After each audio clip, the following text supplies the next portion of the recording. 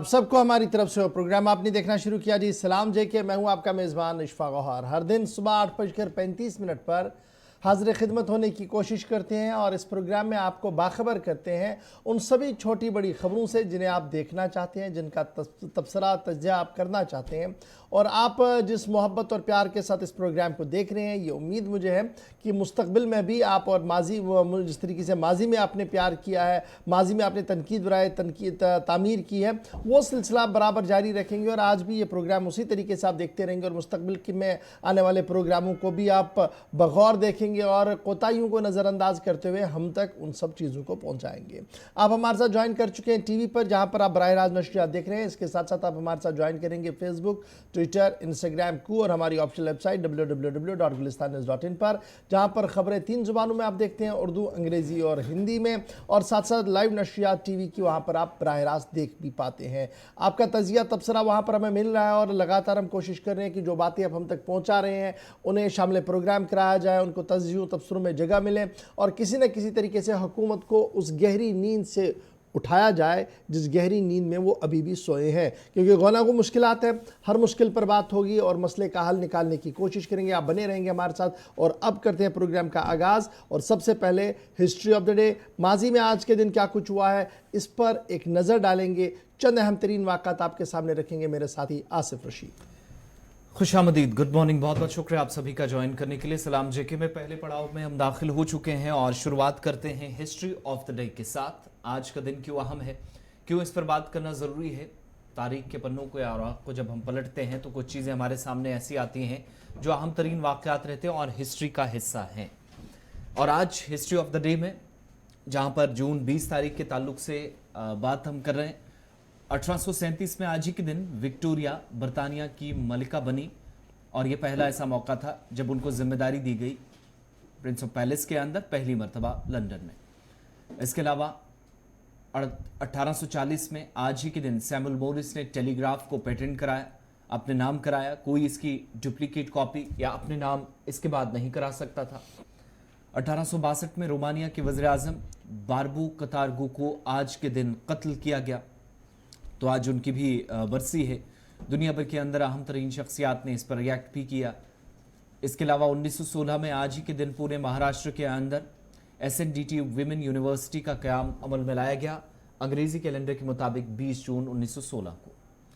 साल 2001, 22 बरस कबल जनरल परवेज़ मुशर्रफ जो अब इस दुनिया में नहीं हैं, पाकिस्तान के सदर आज के दिन बने। इसके अलावा 2002 में यानी इसके 1 बरस बाद अमरीकी अदालत ने जहनी मरीज की सजाए मौत पर पाबंदी आयद कर दी और इसके बाद एक कानून भी बना कि अगर कोई जहनी मरीज है, कोई किसी तरीके से गलती करता है, कोताही करता है, कोई उससे गलती हो भी जाती है तो उसको माफ़ कर दिया जाएगा। साल 2002 में एक वाक़या पेश आया जिसके बाद सिविल अदालत के अंदर इस तरह का फैसला लिया जाएगा। बाज़ाब्ता तौर पर कानून मुल्क की सतह पर अमेरिका के अंदर बनाया गया। साल 2005 में आज से तकरीबन 18 बरस कबल रूसी कार्गो गाड़ी M53 बैनुल-अक़वामी खलाई स्टेशन पहुंची। स्पेस में जाने की जिम्मेदारी जो आज साइंसदानों को दी गई थी वो आज के दिन एक अहम संग मील इन्होंने अबूर किया 2005 में जून 20 को।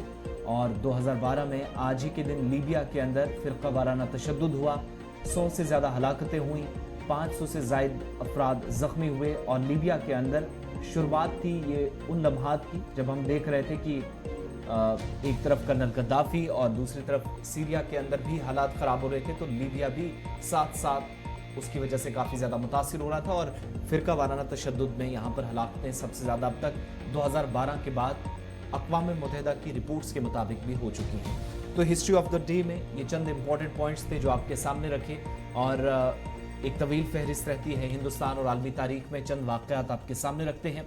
इसके बाद हम खबरों की तरफ चलेंगे और मुख्तलिफ सोशल मीडिया प्लेटफॉर्म्स पर आप हमारे साथ रहेंगे।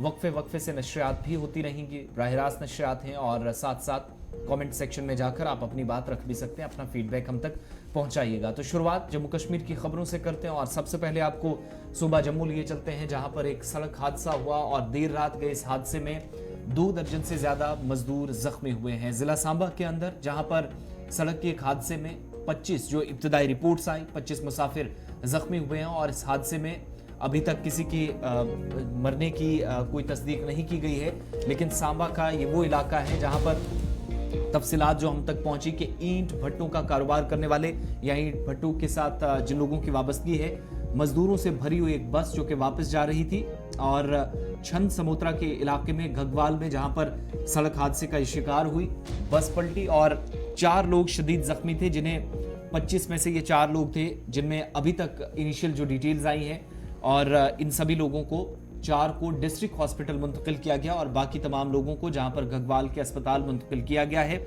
लेकिन कुल मिलाकर 2 और लोगों की, जिनमें 2 हमला खवातीन थी, उनको भी जीएमसी रेफर करने की इतलात अभी तक मौसूल हुई हैं। लेकिन जितने लोग जख्मी हुए हैं, हमारी जानकारी के मुताबिक, इब्तदाई रिपोर्ट्स के मुताबिक, इससे ज्यादा कहीं लोग सांबा के इस इलाके के अंदर होने वाले सड़क हादसे का शिकार हुए हैं। 40 से 45 मजदूर इसमें सवार थे और जो इनिशियल डिटेल्स आई कि कुछ लोगों को थोड़ी बहुत चोटें आई हैं, लेकिन 2 दर्जन से ज्यादा ऐसे लोग थे जिनको ज्यादा तकलीफ हुई, ज्यादा चोटें आई, जिनको उसके बाद पुलिस और मकामी लोगों की तरफ से फौरी तौर रेस्क्यू करके अस्पताल पहुंचाया गया। इससे पहले अपने नुमाइंदे के पास चलें, इस हादसे के एक चश्मदीद हैं, उनकी बात फटाफट से सुनते हैं, वो क्या तस्दीक कर रहे हैं हादसे के हवाले से, और उसके बाद इस पर मजीद बात करेंगे जख्मियों की असल तादाद के बारे में। करके मैं थोड़ा साइड में था तो लेबर को देख रहा था, तो उसके बाद में मतलब कि गाड़ी पास हो रही थी, एक नहर की पुलिया है, तो गाड़ी पास हो रही थी, तो सामने से जब मैंने देखा तो गाड़ी फिसल के पुलिया के नीचे आ गई। फिर हमने हल्ला गुल्ला डाल के दुनिया को बुलाया और जो बाकी लोग थे उनको बुला के तो शीशे शूशे तोड़ के सारी मतलब कि सवारियों को बाहर निकाला। कितनी सवारी? सवारी तकरीबन 40-45 सवारी थी, तो उसमें बच्चे भी थे। सबको पानी शानी पिलाया, मतलब कि इधर सारी देख रेख की, उधर में पुलिस को बुलाया, पुलिस वाले SHO साहब भी आ गए और उनकी एम्बुलेंस मतलब मंगवा के तो सारे ही हॉस्पिटल में भेज दिए। हुआ तो हम यहाँ से दौड़ते गए बस से बचाने के लिए, तो कुछ बंदे को हमने बचाए हैं और शीशा तोड़ा भी और लगा भी, हमारे पैर को खून निकला है, हमने बंदे भी बचाए हैं। को लाया है, श्रीनगर जा रहे हैं हम लोग। हाँ, तो हम लोग को बसें थी? इसमें 2 बस, तो पहला वाला बस गिर गया, दूसरा बस खड़ा है उधर। हाँ, वो लोग को चोट नहीं है। जो बस गिरी है खाई में, हाँ, कितने जने थे उसमें? उसमें तो बहुत आदमी रहा है, अब मेरे को पता नहीं, मैं गिनती नहीं जानता हूँ, बहुत आदमी रहे एक बस। हाँ, तो कहीं गिर गया था, अब ऊपर का टंगा गया चक्का, तो नीचे तो आएगा। हाँ, ऊपर चक्का टंगा गया, सब नीचे आ गया, नीचे जब बोझ आ गया कहीं में, तो सब लोग बच्चा लोग खींच का, कोई जिंदा रहते निकाला है, सब हम लोग को खींच के घेचे लधर है, कोई सिर कोई हाथ लधर के खींच के निकाला है, कोई पानी डाला है। हाँ, तो वही में चेत आया है। कितने लोग उसमें घायल हुए? घायल का तो हो गया 10-15 हो ही गया होगा, 15-20 ऐसे। हम सांबा जहां से ऋषि खजूरिया इस वक्त हमारे साथ हैं। ऋषि, बहुत शुक्रिया ज्वाइन करने के लिए। इस नेशनल हाईवे पे एक्सीडेंट्स का लगातार न थमने वाला सिलसिला चल रहा है और पिछले 1 महीने के दौरान जब देखें तो इस तरीके के इंसिडेंट जो है वो होते रहे, लेकिन ये जो ताज़ा इंसिडेंट हुआ है जिसमें कहा जा रहा है कि मज़दूर इस गाड़ी के अंदर थे और श्रीनगर की ओर ये रवानगी थी, जो थोड़ी देर पहले बात सामने आई है। अब ताज़ा तरीन इतलात आपके पास क्या है? जिन लोगों को अस्पताल लाया गया था, क्या सबको छुट्टी हुई, और जो लोग जम्मू शिफ्ट किए गए हैं उनके बारे में क्या इतला है? देखिए गौर जी, आपको बता दें कि जिस तरह से ये देर रात को सड़क हादसा पेश आया है सांबा जिला के घगवाल के छंद समोत्रा इलाके में, यहाँ से इस बस में जो है लेबर सवार थी, जो कि ईंट भट्टे पर काम करने वाली ये लेबर है, ये कश्मीर घाटी जा रही थी। और ये जो बस है जैसे ही छंद समोत्रा इलाके से निकलती है तो कुछ दूरी पर पहुंचकर ये जो बस है ये एक नहर में गिर जाती है, और जिसमें बताया गया कि 45 से 50 लोग सवार थे। और जब ये सड़क हादसा पेश आया, जब ये गाड़ी नहर में गिरी तो वहां पर अफरा तफरी का माहौल बना। स्थानीय लोगों को जैसे पता चला फौरन स्पॉट पर पहुंचे, पुलिस को बुलाया गया और रेस्क्यू ऑपरेशन चलाया गया बड़ी तादाद में, और यहां से बस के अंदर से इन यात्रियों को जो है वो इवैक्यूएट किया गया। और जो संख्या बताई गई है जख्मियों की, वो अभी तक का जो डाटा है वो 25 का है। 25 लोग इसमें जख्मी हुए हैं, जिनमें 19 का जो इलाज है बताया जा रहा है कि वो घगवाल के ट्रॉमा सेंटर में चल रहा है। 2 इसमें गर्भवती महिलाएं जो जख्मी हुई थी उनको जीएमसी रेफर कर दिया गया है, और अन्य 4 जो घायल हैं उनका इलाज जिला अस्पताल सांबा में चल रहा है। अभी तक हादसे को लेकर कारण की बात करें तो कारण अभी तक पता नहीं चल पाए हैं, वो तभी पता चलेगा जब जो बस चालक बोलने की हालत में होगा। लेकिन ये हाईवे पर नहीं बल्कि हाईवे के साथ लगता जो बॉर्डर लिंक रोड है, छन समोत्रा का इलाका, यहाँ पर मैक्सिमम ईंट भट्टे हैं, वहीं से इस लेबर को जो है भरा जा रहा था इस बस में, और कश्मीर घाटी इनको बस जो वो लेकर जा रही थी। 2 बसेस हैं, जिसमें एक जो पहले आगे बस चल रही थी, यही बस जो है वो शायद चालक अपना नियंत्रण खो बैठा और ये बस नहर में गिर जाती है। लेकिन दाद देने की स्थानीय लोगों की, जिस तरह से उन्होंने रेस्क्यू ऑपरेशन चलाया, पुलिस की मदद से घायलों को अस्पताल पहुंचाया, लेकिन गनीमत ये रही कि घायल जरूर है लोग, लेकिन इसमें कोई कैजुअलिटी नहीं है। तो ये लेबर जो वो कश्मीर घाटी जा रही थी, जो हमारी जानकारी है कि ज्यादातर नॉन लोकल्स है, इसकी कंफर्मेशन हुई है? कितने लोगों की पहचान हुई है अभी तक? ये तमाम के तमाम लोग बाहर से हैं या फिर लोकल्स भी इनमें शामिल हैं मजदूरों में? देखिए, ये लोकल इसमें कोई शामिल नहीं है, ये सारे के सारे नॉन लोकल्स हैं, ये प्रवासी मजदूर हैं जो काम के सिलसिले में यहाँ जम्मू कश्मीर में आते हैं। और इस समय गर्मी काफी ज्यादा है, जम्मू में अगर बात करें तो गर्मी रहती है, और श्रीनगर में इस समय मौसम जो वो ठीक रहता है। तो लेबर जो ये जम्मू से जो माइग्रेट कर जाती है कश्मीर घाटी की ओर, क्योंकि वहां पर भी इन दिनों में काम ज्यादा होता है, तो उसी सिलसिले में, काम के सिलसिले में ये जा रहे थे। आपने तस्वीरें देखी कि बस के ऊपर जो रेडियां लोड की हुई थी, जिस ईंटों को लोड किया जाता है, तो वो तमाम ये सामान था, लेकिन इसमें बच्चे भी घायल हुए हैं। तो अभी फौरी तौर पर जिस तरह से मदद दी गई है, घायलों का इलाज चल रहा है और पूरा चलिए, बहुत शुक्रिया ऋषि खजूरिया। फिलहाल रेस्क्यू मुकम्मल हो गया है, जख्मियों को अस्पताल लाया गया है और इलाज लगातार जारी है। ताहम इसमें एक अच्छी खबर यह है कि किसी के अजान होने की कोई भी इत्तला अभी तक मौसूल नहीं हुई। अब बढ़ते हैं जी आगे, ज़रा बात करते हैं एक बड़ी खबर की, और बात करते हैं उन 5 सालों के जो बीते 5 साल है और 6ठे साल का आगाज़ हो गया है। और जम्मू कश्मीर में मरकज़ी हुकूमत के 5 मरकज़ी हुकूमत यानी बराह रास्त सेंट्रल गवर्नमेंट के या प्रेसिडेंशियल रूल के 5 साल मुकम्मल हो गए हैं, और 5 साल बिना अवामी हुकूमत के जम्मू कश्मीर के कल रात देर गए मुकम्मल हुए हैं, और आज से 6ठे साल का आगाज़ हो गया है। याद रखिएगा कि साबिका इंतखाबात 2014 में हुए थे, लास्ट असेंबली इलेक्शन जब हुए थे तो अर्थवाइज स्टेट जो हमारी थी जिसमें लद्दाख भी था, तो 2014 में वो हुए थे, और 5 अगस्त 2019 के फैसले ने रियासत को 2 हिस्सों में तकसीम किया, 2 यूनियन टेरिटरियाँ बनी। लेकिन आखिरी खातून वजीर आला महबूबा मुफ्ती ने 19 जून सन 2018 को इस्तीफा दे दिया था, और इस तरीके से 19 जून सन 2023 को आपके 5 साल मुकम्मल होते हैं और 6ठे साल का आगाज़ हो गया है। लेकिन इन 5 सालों के दौरान अवामी नुमाइंदा हुकूमत जम्मू कश्मीर के अंदर नहीं है, और अवामी नुमाइंदा हुकूमत जम्मू कश्मीर के अंदर न होने के बाद, 5 साल मुकम्मल होने के बाद सियासी मैदान पर बहुत सारे बयानात भी आए हैं। उमर अब्दुल्ला ने बैक टू बैक ट्वीट किए हैं, और उमर अब्दुल्ला ने ट्वीट करते हुए जमहूरियत की जड़ों, जमहूरी एहसास और जमहूरी मुल्क के अंदर रहने की जहाँ वज़ीर-ए-आज़म की है, तारीफ़ें की है, ताहम एक सिल्वर लाइन जो उनके बयान के अंदर है, एक ठोस बात जो उनके बयान के अंदर है कि पूरे मुल्क के अंदर निज़ाम जमहूरियत फल रहा है, फूल रहा है, पनप रहा है, और हर एक को आज़ादी हासिल है। लेकिन जम्मू कश्मीर आते आते ये जमहूरियत सलब होती है, ये जमहूरियत ख़त्म होती है। ये एक बड़ा सवाल है आज के दिन में। ये उमर अब्दुल्ला की तरफ से रात देर गए ट्वीट किया गया जब 5 साल सेंट्रल रूल के मुकम्मल हुए, और कहा कि democracy ends where J&K begins. ये अल्फाज ऊपर बड़ी चीज़ें उन्होंने लिखी हैं जमहूरियत के हवाले से, लेकिन ये जो छोटा सा जुमला है कि democracy ends where J&K begins, ये उमर का ट्वीट आया है। याद रखिएगा, महबूबा मुफ्ती ने 19 जून सन 2018 को इस्तीफा दिया था, और भारतीय जनता पार्टी लेड कोalition गिर गई थी, और उसके फ़ौरन बाद गवर्नर रूल नाफिज हुआ था। उसके बाद फैक्स मशीन की कहानी आपको याद होनी चाहिए कि किस तरीके से हुकूमत बनाने की कोशिशें हुई।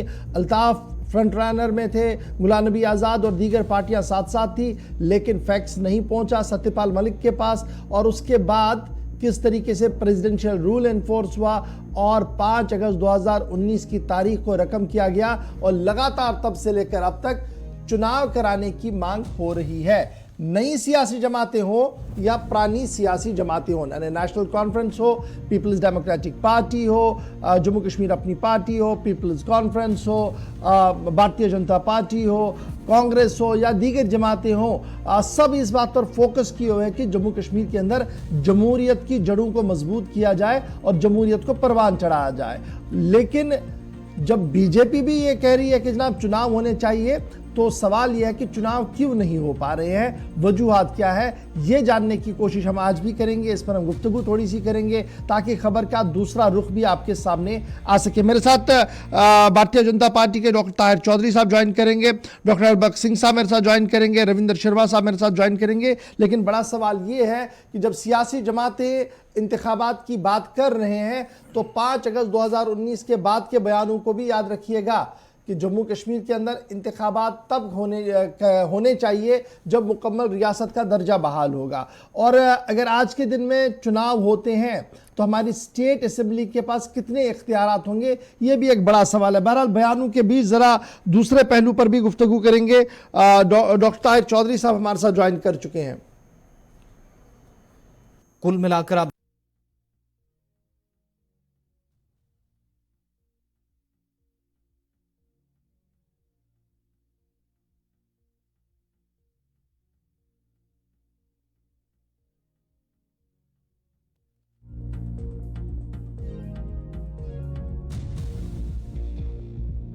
चलिए पहले से सीधे जम्मू चलते हैं जी, जहां से डॉक्टर ताहिर चौधरी हमारे साथ है। डॉक्टर साहब बहुत शुक्रिया जी ज्वाइन करने के लिए। 5 साल मुकम्मल और 6ठे साल का आगाज, लेकिन अवामी जमहूरी हुकूमत मुल्क के अंदर हर रियासत के अंदर, मुल्क के अंदर हर स्टेट के अंदर, लेकिन जब जम्मू कश्मीर की बारी आती है तो यहां पर कुछ अलग ही नजारा है। पिछले 6 साल से जमहूरियत को मजबूत करने के दावे अभी भी दूर दूर तक नजर नहीं आ रहे हैं। नहीं, वो सब ऐसी बात नहीं है। जो पिछले 5 साल की आप बात करते हो और 370 और 35 से जाने के बाद जम्मू कश्मीर में बहुत सारी चेंजेस आई, और स्पेशली कश्मीर की अगर बात करें तो उस टाइम के हालात कश्मीर में बहुत अलग थे। और कोविड का हालात टाइम आना, वो सिस्टम आना, सरकार की तरफ से जम्मू कश्मीर के लिए जिस तरह से सेंट्रल हाई कमांड काम कर रही है, और मुझे लगता है कि 70 साल के बाद इस तरह से काम किया गया। लेकिन जहाँ तक इलेक्शन की बात आती है उसके ऊपर काफ़ी बार सेंट्रल हाई कमांड ने भी बहुत बार सोचा, प्रधानमंत्री साहब ने भी सोचा, मीटिंग्स भी कॉल की गई। और मुझे लगता है कि इलेक्शन कमीशन ऑफ इंडिया जैसे अब टाइम आहिस्ता आहिस्ता बदल रहा है, बहुत लंबा गैप आ चुका है, वो सभी रीजनल पार्टीज और बाकी जो नेशनल पॉलिटिकल पार्टीज हैं, जो यहाँ के जो लीडर्स हैं, वो सभी चाहते हैं कि इलेक्शन हो, क्योंकि आवाम की चुनी हुई सरकार आनी चाहिए। तो उसके ऊपर बहुत बातें हो रही हैं और बार बार हाईकमान के साथ भी बात की जा रही है सभी पॉलिटिकल पार्टीज की तरफ से। मुझे लगता है बेसिक प्रॉब्लम क्या है चुनाव करवाने में? देखिए, अगर हिज़्ब इख्तिलाफ की बात करें, national conference, people's democratic party और दीगर लीडरों की बात करें, वो करें बीजेपी को जी ज़मीनी सूरत हाल की अक्कासी हो गई है, उन्हें पता है कि ज़मीन खिसक रही है, इसलिए वो इनडायरेक्टली गवर्न करना चाहते हैं लेफ्टिनेंट गवर्नर के थ्रू। और आवाम को गोनागू मुश्किलात तो अपनी जगह है ही, लेकिन वो अपना पावर एंजॉय करना चाहते हैं। यही वजह है कि जम्मू कश्मीर के लोगों को उस बुनियादी हक से महरूम रखा जा रहा है जहां हर एक शहर और हर एक जिले के लोगों को यह हक हासिल है मुल्क के अंदर। नहीं, वो सब अगर हकीकत में देखा जाए तो ये जो लोग हमारे पे इल्जाम लगा रहे हैं, इन इल्जामों की कोई बुनियाद नहीं है। जमीनी सतह पे ये लोग अपना वजूद खो चुके हैं। मैं आपको अंदर की बात बताऊं, क्योंकि आज की डेट में नेशनल कॉन्फ्रेंस हो, पीडीपी हो, चाहे और कोई वहाँ के रीजनल लीडर्स हों या दूसरी पार्टी के लोग हों, वो समझते हैं कि भारतीय जनता पार्टी का एक जो फैलाव है घाटी के अंदर, वैली के अंदर किस तरह बड़ा है। रोज हमारे कार्यक्रम हो रहे हैं और आप लोगों की तादाद देखो। डॉक्टर ताहिर चौधरी, आपको नहीं लगता कि जेन्युइन पॉइंट उठाया जा रहा है लीडर्स की तरफ से कि आप पंचायत के इलेक्शन कर रहे हैं जी, आप बल्दियात के इदारों के चुनाव कर रहे हैं, लेकिन जो सबसे मेजर कंपोनेंट है, जहां पर कानून साजी करनी है, जहां पर हुकूमत साजी करनी है, उससे आप दूर भाग रहे हैं? नहीं, हम लोग बिल्कुल दूर नहीं भाग रहे। हम कश्मीर के अंदर हैं, अवाम के बीच में हैं, पब्लिक के बीच में। हमारे प्रेसिडेंट साहब, चाहे लाल चौक हो, चाहे अनंतनाग हो, चाहे कश्मीर का कोई और डिस्ट्रिक्ट हो, आप देखिए रविंदर रैना साहब आपको हर जगह अवाम के बीच में दिखेंगे। और अवाम को देखिए रविंदर रैना साहब के साथ कितनी हमदर्दी और कितना लगाव है, साथ भागते हैं, कितने किलोमीटर साथ चलते हैं। वो चीज नहीं है। ये चीज देख के रीजनल पार्टीज की हाई कमांड्स, उनके लीडर्स परेशान हैं। पहली बार कश्मीर के अंदर इस तरह से कोई सियासी पार्टी है जो अवाम के बीच में रहती है, वो भारतीय जनता पार्टी तो है। चुनाव कराने में क्या प्रॉब्लम है? देखिए, चुनाव इलेक्शन कमीशन ऑफ इंडिया ने अपना डिसीजन देना है। मुझे लगता है वो टाइम बहुत जल्द आने वाला है, और वो टाइम आएगा जब इलेक्शन भी होगी, सबको एहसास हो जाएगा कौन कहाँ पे खड़ा है। जहां तक भारतीय जनता पार्टी की बात आती है, आपको नहीं लगता है बहुत वक्त हो गया, 6ठे साल में हम आ रहे हैं और सबसे लॉन्गेस्ट पीरियड है, और लोग गोनागो मुश्किलात से दो चार है, एडमिनिस्ट्रेशन के हाथों को जितना मजबूत होना था वो हो गए हैं। अब जरा एहतिसाब का वक्त आ गया, उनसे पूछा जाए कि 6 सालों में आपने किया क्या है, और एक इलेक्टेड गवर्नमेंट हो। देखिए, जहाँ तक व्हाट्सएप एडमिनिस्ट्रेशन की बात आती है और एलजी साहब की बात आती है, ये सारी चीजें सेंट्रल हाई कमांड के कंट्रोल में है। एलजी साहब, उनकी एडमिनिस्ट्रेशन, जहाँ तक डेवलपमेंट की बात की जाए तो जम्मू कश्मीर के अंदर डे नाइट काम चल रहे हैं। हाल ही में मैं कल ही बनाल से वापस आया हूँ। जिस तरह से डेवलपमेंट जिस पेस से चल रही है वहाँ पे, मुझे लगता है आने वाले साल के बाद तो श्रीनगर जाना ऐसा होगा कि आप जनाब ताहिर चौधरी साहब, बड़े माजरत के साथ बिजली का बहरान जिस तरीके से बढ़ रहा है ना, एडमिनिस्ट्रेटिव पार्ट पर कोई बात करने के लिए तैयार नहीं है। खाने के लाले पड़े हैं, आपके स्टोर्स खाली पड़े हैं, लेकिन एडमिनिस्ट्रेटिव पार्ट पर कोई जवाब देने के लिए नहीं, और आप कसीदा गोई कर रहे हैं स्टेट गवर्नमेंट की। नहीं, देखिए गौहर साहब, एलजी साहब का जो काम करने का तरीका है बहुत हटके काम कर रहे हैं और जम्मू कश्मीर में हटके काम में भी तो बता रहा हूँ, हटके ही काम हो रहे हैं। बिजली का बहरान आपके जम्मू में भी है, कश्मीर में भी है। खाने के लाले पड़ रहे हैं, स्टोर्स आपने खाली 3 महीने पहले आपने वो साइन करवा के लिए लोगों से, और आज तक चावल नहीं बांटा आपने। कमाल की बात है। आपके नहीं, all is well, how all is well. देखिए, खाने की जो आप बात कर रहे हो, ऐसी कोई इश्यूज नहीं है गौहर साहब। मैं आपको जमीनी सतह की बात बता रहा हूँ, सारी चीजें प्रॉपर ढंग से चल रही हैं। फिर भी बहुत बड़ी स्टेट है, बहुत सारे इश्यूज रहते हैं। छोटी मोटी जो प्रॉब्लम्स आती है उनको भी मुझे लगता है कि सेम डे में रिजॉल्व किया जाता है, ऐसी कोई बात नहीं है। और जम्मू कश्मीर में जिस तरह से काम हो रहा है पिछले 5-6 साल से, बड़े बेहतर तरीके से हो रहा है। और आने वाला जो टाइम जम्मू कश्मीर का है, खराब टाइम नहीं है, अच्छा टाइम है। आवाम को थोड़ा सा इंतजार करना पड़ेगा। जैसे ही इलेक्शन, चलिए 2019 से वादा सुन रहे हैं कि अच्छा वक्त आएगा, लेकिन वो अच्छा वक्त कब आएगा, कब पटलेगी तकदीर जम्मू कश्मीर के लोगों की, इसका हमें भी इंतजार रहेगा। बहुत शुक्रिया जी डॉक्टर ताहिर साहब मेरे साथ ज्वाइन करने के लिए। डॉक्टर हरबख्श सिंह साहब, रविंदर शर्मा साहब मेरे साथ ज्वाइन कर चुके। डॉक्टर साहब बहुत शुक्रिया जी हरबख्श सिंह साहब ज्वाइन करने के लिए। चुनाव की बातें हो रही है जी, 6ठा साल चल रहा है, बहुत जल्द इलेक्शन बिगुल बजेगा, और इस बीच पार्टियां भी गियर अप हो रही हैं, चाहे वो बल्दियात के लिए हो या स्टेट के लिए, जब भी चुनाव हो। किस तरीके से इन 6 सालों को हम देखें, 5 सालों को देखें, 6ठे साल का आगाज हो गया है, और क्या आपको कहीं पर नजर आ रहा है कि इस साल के अंत में या अगले साल के कहीं पर चुनाव जम्मू कश्मीर के लिए?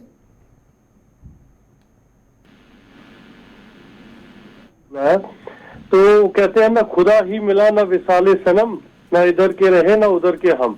अभी मैं ताहिर चौधरी साहब को सुन रहा था, वो कह रहे थे बहुत बड़ी स्टेट है। पहले इनको अभी समझ नहीं आ रहा है ये स्टेट है कि यूटी है। तो ये स्पोक्स पर्सन का हाल है जिन्होंने इस स्टेट के हिस्से कर दिए। दूसरी बात, जो ये अचीवमेंट्स गिन रहे हैं, अचीवमेंट्स कौन सी है? जब आप इलेक्शन की बात करते हैं कहते हैं हम ये अचीवमेंट की है। सबसे बदकिस्मती वाली बात है 9 साल जो इन्होंने मनाए, तो वो कहते हैं जी जब हम कहते हैं कुछ काम नहीं हो रहा है, कहते हैं ये जी एलजी एडमिनिस्ट्रेशन कर रही है। जब अचीवमेंट्स की बात आती है तो कहते हैं रविंद्र रैना जी एम्स में जाते हैं, कहते हैं जी हमारी कंट्रीब्यूशन है। जम्मू और श्रीनगर के एम्स में 9 साल मनाते हैं, किस खाते में? आप मुझे बोलिए। अगर एलजी एडमिनिस्ट्रेशन है तो पॉलिटिकल लीडर का क्या रोल है, आप मुझे बताइए। दूसरी बात, जो आपने बिजली के बहरान की बात की, शर्म इनको आती नहीं है। ये बेशर्म लोग हैं, कहते हैं लोग हमारे साथ हैं, पैसे दे के लोगों को लाते हो, बिहारी तक लोग रैलियों में होते हैं। आप देखिए खाने का, परसों जो इनका एक इवेंट था, खाने पे कितनी लड़ाई हुई। तो ये कम से कम शर्म करें कम से कम। और जो लोगों के इस वक्त तकलीफें हैं, जो लोगों के साथ इस वक्त हो रहा है, गर्मी में आप देख लो जम्मू में क्या हाल है, कश्मीर में क्या हाल है, बिजली पूछने वाला कोई नहीं है। और जब इनके हम बोलते हैं पूछने वाला कोई, ये कहते हैं जी एलजी के हाथ में है। जब कहते हैं कि कोई अचीवमेंट हुई है जी, एम्स बनाया है जी, एम्स किसने बनाया? आप पहले देखिए किसने बनाया वो एम्स। वो हमारे वक्त में हुए, कब के प्लान से ये मेडिकल कॉलेज की जमीनें तक अलॉट नहीं हुई थी, हमने की। आज ये रिबन काटने जा रहे हैं और पॉलिटिकल एक्टिविस्ट जा रहे हैं। अगर चीफ सेक्रेटरी और एलजी जाए रिबन काटने तो कोई बात मानी जाती है। एक पार्टी के कार्यकर्ता जाते हैं लोगों के वहां रिबन काटने, ये हमारी अचीवमेंट है। तो इन्होंने डेमोक्रेसी का कत्ल किया है। ये पूरे वर्ल्ड में कहीं आपको मिसाल नहीं मिलेगी कि जो इन्होंने डेमोक्रेसी का बुरा हाल किया। जो सिंह साहब बड़ा इंपॉर्टेंट है जी। डॉक्टर साहब, मैंने उसके बाद जरा शर्मा साहब के पास भी चलना है, वो भी हमारे साथ फोन लाइन पर है, लेकिन आपका एक कमेंट लेना चाहूंगा। आज के दिन में जब हम यूनियन टेरिटरी के अंदर है, अगर इलेक्शन कमीशन ऑफ इंडिया की तरफ से अनाउंस किया जाता है चुनाव, तो क्या स्टैंड रहेगा आपकी जमात का? क्या चुनाव के लिए जाया जाए? देखो अशफाक साहब, जिस तरह एक फौजी अपनी बंदूक लेके वर्दी लगा के बैठा होता है, पॉलिटिकल एक्टिविस्ट हमेशा इलेक्शन के लिए तैयार रहता है। और हम नहीं चाहेंगे कि जो इन इंस्टीट्यूशंस का हाल इन्होंने किया, जिस तरह से पिछली बार हुआ, कहीं वोट नहीं पड़ा, सरपंच बन गया, कहीं वोट नहीं पड़ा, बीडीसी चेयरमैन बन गया, वो हम चाहेंगे नहीं। हम चाहेंगे कि डेमोक्रेटिक तरीके से यानी जितना भी स्टेट नहीं यूटी के अंदर भी अगर चुनाव होता है तो आप यानी आप जैसे पॉलिटिकल लीडर्स और आपकी जमात गो थ्रू करेंगी और इस पर स्ट्रेस नहीं करेंगे कि पहले स्टेट हो जी फिर चुनाव हो? तो देखो अशफाक साहब, जो हमारे बोलने से, हमारे करने से, हमारा देखो नंबर 1 हमारी प्रायोरिटी इलेक्शन नहीं है। नंबर 1 हमारी प्रायोरिटी है कि जो जनाब आप ही लोग तो ट्वीट करके कह रहे हैं कि जनाब जमहूरियत का कत्ल हो गया जी, यहाँ पर आप भी 2 मिनट में बदल रहे हैं। अभी तक आप डॉक्टर साहब को बोल रहे थे, अब तो आप भी बदल रहे हैं। अभी तो आप करेंगे जनाब इस तरीके की बदतरीन मिसाल कहीं मिलेगी नहीं, 6 साल से हमारे पास वक्त नहीं है। अब आप कह रहे हैं हमारी प्रायोरिटी नहीं है चुनाव लड़ना। अशफाक साहब जो इस वक्त हाल कर चुके हैं चीजों का, जिस हिसाब से ये गार्डियन बन चुके हैं हर चीज का, हम चाहते हैं कि लोग कहीं ना कहीं जो लोग एकोमोडेट होंगे पॉलिटिकल लेवल पे, जो कहीं वोट पॉलिटिक्स से कहीं पे कुछ होगा, जो हमें अभी भी कोई उम्मीद नहीं है इनसे कि ये करेंगे।